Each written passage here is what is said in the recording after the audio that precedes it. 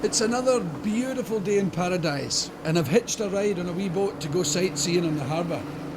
And I'm going to finish the day off in the most exotic chip shop in the world. This is how I'm going for my fish and chips. I'm going on that. Doesn't everybody?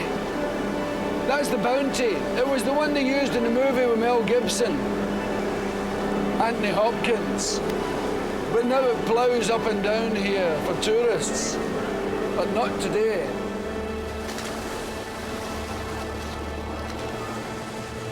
Not too much doing something.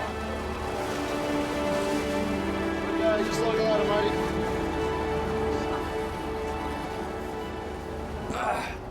Well, Welcome. thank you very much indeed. Are you the captain? No, I'm only the quartermaster. The quartermaster. Who's the captain? At the helm. Oh, of course. Silly me.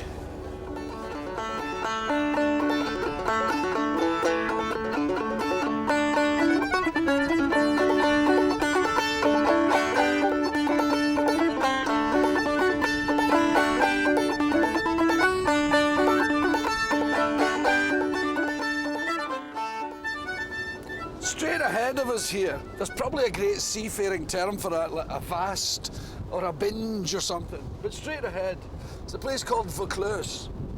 Now, apart from being the place where my wife used to live, there was an eccentric Irish baronet called Henry Brown Hayes, Sir Henry Brown Hayes. He was transported here because he abducted a Quaker heiress. But the lovely thing about him is he had a consuming fear of snakes. And there are some really spectacular snakes live in Australia. But this guy had 300 barrels of peat brought in from Ireland and placed round his place in a kind of moat fashion. Because as we all know, St. Patrick banished snakes from Ireland, and he knew that no snake would ever dare cross a part of the old Holy Land. This is Goat Island. It was a little penal colony on its own. And it's famous for a guy called Charlie Anderson from Glasgow.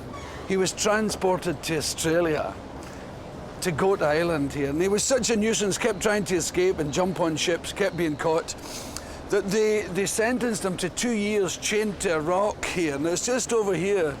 And it's called Charlie Anderson's couch. The other prisoners carved him a couch on the rock, and he had a chain 26 feet long. When people sailed past here, he would come out and harangue and swear at. And they get so scared of him, they would push his food to him at the end of a long pole. But he's my new hero, Charlie Anderson. As a matter of fact, I think I should make some tapes. You know, I'm not known for my sweet language myself. Perhaps I should make some cassette tapes, and they could get some kind of speaker system over there. And when people sail past here, issuing from the cave, going, "Well, you bunch of bastards," or something like that. You see this wee fort here? That's called Fort Denison, and it was built by the British during the Crimean War, when the British were sure the Russians were going to invade Australia. And it's a kind of joke, really, because there was a big gun up in the turret, but the hole that it stuck through was too small. And there are musket holes going up the turret, but muskets are too long to fit, so you could get your gun through, but you couldn't fire it. You know, when they build fortresses, for the place that holds the gun is too small, the noise would deafen the operators, and the bang would destroy the tower. I just I love the way the human race is capable of that kind of stupidity.